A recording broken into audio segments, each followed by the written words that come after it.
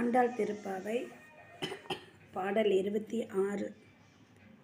மாலை மணிவண்ணா மார்கழி நீராடுவான் மேலையார் செய்வனகள் வேண்டுவன கேட்டியேல்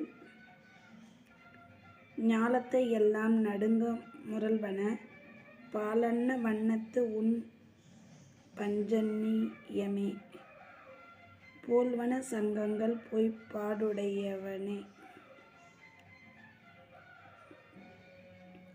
சாலப்பெரும் பறையே பல்லாண்டு இசைப்பாரே கோல விளக்கே கொடியே விதானமே ஆலின் இலையாய் அருளேலோர் எம்பாவாய்.